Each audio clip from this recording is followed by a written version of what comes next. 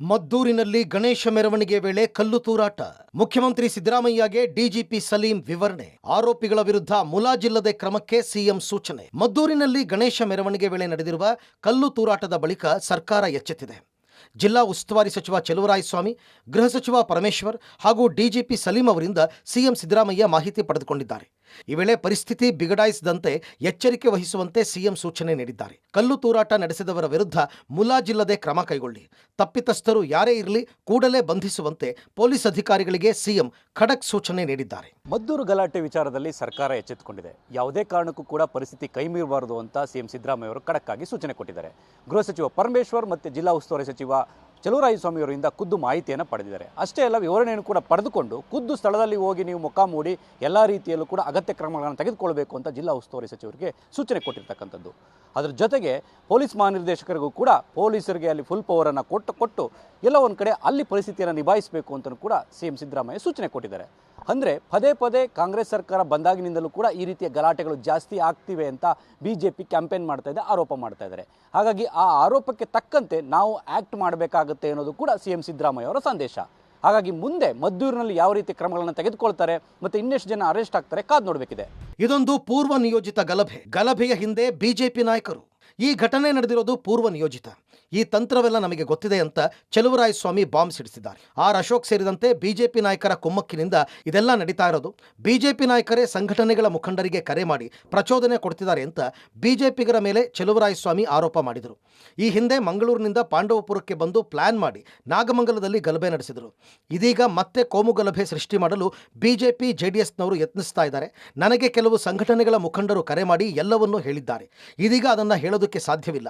ನಮ್ಮ ಸರ್ಕಾರದ ಅಭಿವೃದ್ಧಿ ಯೋಜನೆಗಳನ್ನು ಬಿಜೆಪಿ ಹಾಗೂ ಜೆಡಿಎಸ್ ನಾಯಕರಿಗೆ ಸಹಿಸಿಕೊಳ್ಳಲು ಆಗುತ್ತಿಲ್ಲ. ಹಾಗಾಗಿಯೇ ಈ ರೀತಿಯ ಘಟನೆಗಳು ನಡೀತಾ ಇರೋದು ಅಂತ ಆರೋಪ ಮಾಡಿದರು. ಮದ್ದೂರಿನಲ್ಲಿ ಹಿಂದೆ ಈ ರೀತಿಯ ಯಾವುದೇ ಘಟನೆ ನಡೆದಿರಲಿಲ್ಲ.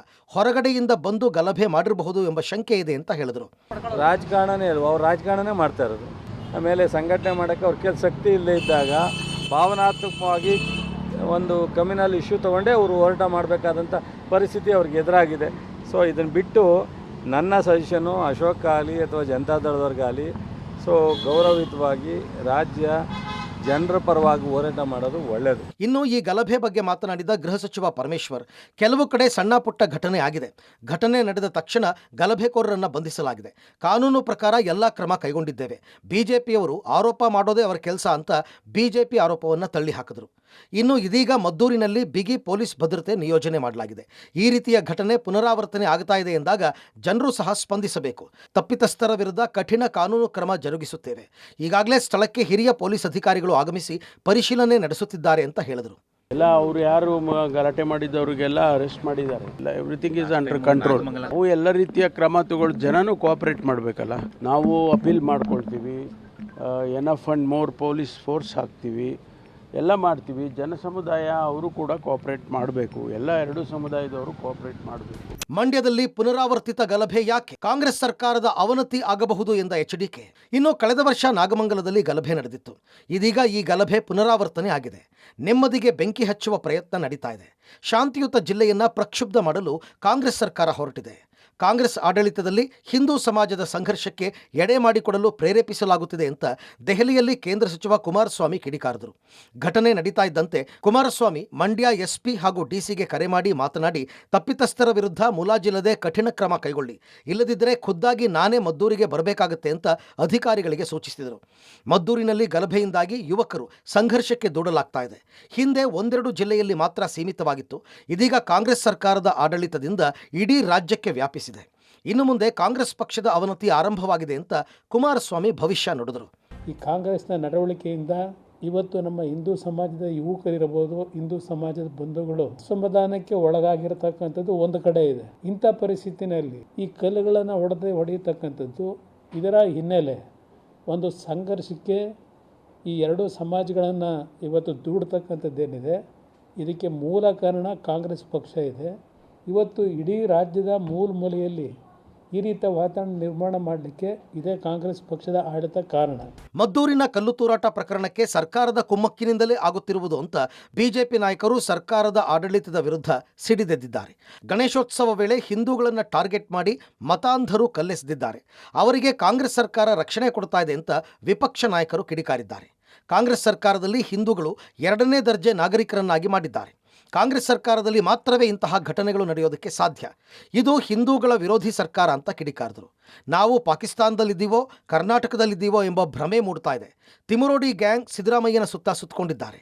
ಹೋರಾಟಗಾರರ ಮೇಲೆ ಲಾಠಿ ಚಾರ್ಜ್ ಮಾಡುವುದು ಅವಶ್ಯಕತೆ ಇತ್ತ? ಹಿಂದೂಗಳ ಮೇಲೆ ಲಾಠಿ ಚಾರ್ಜ್ ದುಷ್ಕರ್ಮಿಗಳಿಗೆ ಯಾಕೆ ಬಡಿದಿಲ್ಲ ಅಂತ ಕಿಡಿಕಾರಿದರು. ಹೇಯ ಕೃತ್ಯ, ನಾವು ಪಾಕಿಸ್ತಾನದಲ್ಲಿದ್ದೀರಾ ಕರ್ನಾಟಕದಲ್ಲಿದ್ದೀರಾ ಅನ್ನೋ ಭ್ರಮೆಯನ್ನ ಇಡೀ ರಾಜ್ಯದಲ್ಲಿ ಇವತ್ತು ಮೂಡ್ತಾ ಇದೆ. ಧರ್ಮಸ್ಥಳ ಆಯಿತು, ಚಾಮುಂಡೇಶ್ವರಿ ಆಯಿತು, ಈ ತಿಮ್ರೋಡಿ ಗ್ಯಾಂಗ್ ಇದೆಯಲ್ಲ ಅದು ಸಿದ್ದರಾಮಯ್ಯನ ಸುತ್ತಕೊಂಡ್ಬಿಟ್ಟಿದ್ದಾರೆ ಗ್ಯಾಂಗ್ಗಳು. ಸರ್ಕಾರದ ಕುಮ್ಮಕ್ಕಿಲ್ಲದೆ ಈ ಘಟನೆಗಳು ನಡೀತಾ ಇರಲ್ಲ. ನಿಮ್ಮ ಹಿಂದೂಗಳ ಮೇಲೆ ಮಾತ್ರ ಲಾಠಿ ಚಾರ್ಜು. ಯಾರು ದುಷ್ಕರ್ಮಿಗಳಿದ್ದಾರಲ್ಲೋ ಅವ್ರಿಗೆ ಯಾಕೆ ಬಡ್ದಿಲ್ಲ? ಕಲ್ಲೊಸ್ದವ್ರಿಗೆ ಗಲಾಟೆ ಮಾಡಿದವ್ರಿಗೆ ಯಾಕೆ ಬಡ್ದಿಲ್ಲ ನೀವು? ನೆಕ್ಸ್ಟ್ ಮೈಸೂರಿನಲ್ಲಿ ಗಲಭೆಗೆ ಸ್ಕೆಚ್. ನಾವು ಪಾಕಿಸ್ತಾನದಲ್ಲಿ ಬದುಕುತ್ತಿಲ್ಲ, ಇದು ಕನ್ನಡಿಗರದ್ದಲ್ಲ, ತಾಲಿಬಾನಿಗಳ ಸರ್ಕಾರ. ಕಲ್ಲು ತೂರಾಟಕ್ಕೆ ಮುಖ್ಯ ಕಾರಣ ಈ ಕಾಂಗ್ರೆಸ್ ಸರ್ಕಾರದ ಕುಮ್ಮಕ್ಕೆ ಅಂತ ಆರೋಪಿಸಿದ ಶಾಸಕ ಡಾಕ್ಟರ್ CN ಅಶ್ವಥ್ ನಾರಾಯಣ್, ನಾವು ಇರಾನ್, ಇರಾಕ್, ಪಾಕಿಸ್ತಾನದಲ್ಲಿ ಬದುಕ್ತಾ ಇಲ್ಲ, ಇದು ಪದೇ ಪದೇ ಅತಿರೇಕಕ್ಕೆ ಹೋಗ್ತಿದೆ ಎಂದರು. ಇನ್ನು ಪ್ರತಾಪ್ ಸಿಂಹ ಮಾತನಾಡಿ, ಇದು ಕನ್ನಡಿಗರ ಸರ್ಕಾರವಲ್ಲ, ಇದು ತಾಲಿಬಾನಿ ಸರ್ಕಾರ. ಕರ್ನಾಟಕದಲ್ಲಿ ಕಾಂಗ್ರೆಸ್ ಸರ್ಕಾರ ಬಂದ ಕೂಡಲೇ ಕೆಲ ಸಂಘಟನೆಯವರು ಚಿಗಿದುಕೊಳ್ತಾರೆ. ಕೆಲವರನ್ನ ಕಾಂಗ್ರೆಸ್ ಸರ್ಕಾರವೇ ಪೋಷಣೆ ಮಾಡ್ತಾ ಇದೆ ಅಂತ ಕಿಡಿಕಾರಿದರು. ಇದು ನಾವು ಭಾರತದಲ್ಲಿದ್ದೀವಿ, ಪಾಕಿಸ್ತಾನದಲ್ಲಿಲ್ಲ, ಅಥವಾ ಇರಾಕ್, ಇರಾನ್, ಸೌದಿ ಅರೇಬಿಯಾದಲ್ಲಿಲ್ಲ. ನಾವು ಭಾರತದಲ್ಲಿರುವಂಥದ್ದು. ಭಾರತದ ಹಿಂದೂ ಸಂಸ್ಕೃತಿಯನ್ನ ಆಚರಣೆ ಮಾಡಲಿಕ್ಕೆ ನಮಗೆ ಸಂಪೂರ್ಣ ಸ್ವಾತಂತ್ರ್ಯ ಇದೆ.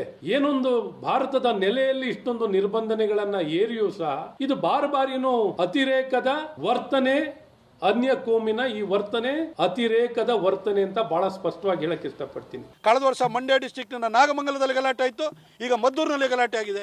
ಸಿದ್ದರಾಮಯ್ಯನವರ ಸರ್ಕಾರ ಕನ್ನಡಿಗರ ಸರ್ಕಾರ ಅಲ್ಲ, ತಾಲಿಬಾನಿ ಸರ್ಕಾರ. ಅವರಿಗೆ ಅಶಾಂತಿಯನ್ನು ಹರಡೋದಕ್ಕೆ ಬೇಕಾದಂಥ ಕಾನೂನಿನ ರಕ್ಷಣೆನ ನೀವು ಕೊಡ್ತಾ ಇದ್ದೀರಿ. ಈ ರಾಜ್ಯದ ಇತಿಹಾಸದಲ್ಲಿ ನೀವು ಶಾಂತಿಯನ್ನು ಕದಡಿದಂತಹ ಮುಖ್ಯಮಂತ್ರಿಯಾಗಿ ದಾಖಲಾಗ್ತೀರೇ ಹೊರತು ಒಳ್ಳೆ ಮುಖ್ಯಮಂತ್ರಿಯಾಗಿ ಖಂಡಿತ ದಾಖಲಾಗಲ್ಲ ಸರ್. ಕಾಂಗ್ರೆಸ್ನದ್ದು ಮುಸ್ಲಿಂ ಓಲೈಕೆ ರಾಜಕಾರಣ. ಕಾನೂನಿನ ಬಗ್ಗೆ ಮುಸ್ಲಿಮರಿಗೆ ಭಯವಿಲ್ಲ. ಓಟಿಗಾಗಿ ಕಾಂಗ್ರೆಸ್ ಸರ್ಕಾರ ಮುಸ್ಲಿಮರ ಓಲೈಕೆ ರಾಜಕಾರಣ ಮಾಡ್ತಾ ಇದೆ ಅಂತ ದೆಹಲಿಯಲ್ಲಿ ಸಂಸದ ಬಸವರಾಜ ಬೊಮ್ಮಾಯಿ ಕಿಡಿಕಾರಿದ್ದಾರೆ. ಕಾಂಗ್ರೆಸ್ ಸರ್ಕಾರ ಬಂದಾಗ ಸಮಾಜ ಘಾತುಕ ಶಕ್ತಿಗಳು ಹುಟ್ಕೊಳ್ತಾರೆ. ಅವರಿಗೆ ಕಾನೂನು ಮತ್ತು ಪೊಲೀಸರ ಭಯ ಇಲ್ಲದಂತಾಗಿದೆ. ಇದಕ್ಕೆ ಕಾಂಗ್ರೆಸ್ ಸರ್ಕಾರವೇ ಕಾರಣ. ನಾವು ಏನು ಮಾಡಿದ್ರೂ ತಪ್ಪಿಸ್ಕೊಳ್ಬಹುದು ಎಂಬ ವಿಶ್ವಾಸ ಬಂದಿದೆ. ಸಿದ್ದರಾಮಯ್ಯ ಮಾತೆತ್ತಿದ್ರೆ ಸಂವಿಧಾನ ಅಂತಾರೆ. ಕಾನೂನು ಸುವ್ಯವಸ್ಥೆ ಎಲ್ಲರಿಗೂ ಒಂದೇ ಇರಬೇಕು ಅಲ್ವಾ ಅಂತ ಪ್ರಶ್ನೆ ಮಾಡಿದ್ರು. ಕಾಂಗ್ರೆಸ್ ಸರ್ಕಾರ ಬಂದಾಗಿನಿಂದ ಓಲೈಕೆಯ ರಾಜಕಾರಣದ ಪರಿಣಾಮವಾಗಿ ಸಮಾಜಘಾತ ಶಕ್ತಿಗಳಿಗೆ ಕಾನೂನಿನ ಭಯ ಇಲ್ಲ, ಪೊಲೀಸರ ಭಯ ಇಲ್ಲ. ಕಾನೂನು ಸುವ್ಯವಸ್ಥೆ ಎಲ್ಲರಿಗೂ ಒಂದೇ ಇರಬೇಕಲ್ಲ, ಒಬ್ಬರಿಗೆ ಭಯನೇ ಇಲ್ಲ. ಅವ್ರ ಮೇಲೆ ಯಾಕೆ ಭಯ ಇಲ್ಲ ಅಂದ್ರೆ ಅವ್ರಿಗೆ ಆಕ್ಷನ್ ಆಗಲ್ಲ. ಒಟ್ಟಾರೆ ನಾಗಮಂಗಲ ಗಲಭೆ ಪ್ರಕರಣ ಆಗಿ 1 ವರ್ಷದ ಒಳಗೆ ಮಂಡ್ಯ ಜಿಲ್ಲೆಯಲ್ಲಿ ಮತ್ತೊಮ್ಮೆ ಗಲಭೆ ಪುನರಾವರ್ತನೆ ಆಗಿರೋದು ನಿಜಕ್ಕೂ ಮಂಡ್ಯದ ಶಾಂತಿಯನ್ನು ಕೆಡಿಸಲು ತಂತ್ರ ನಡೆಸ್ತಾ ಇದ್ದಾರಾ ಎಂಬ ಸಂಶಯ ಮೂಡ್ತಾ ಇದೆ. Bureau report, public TV.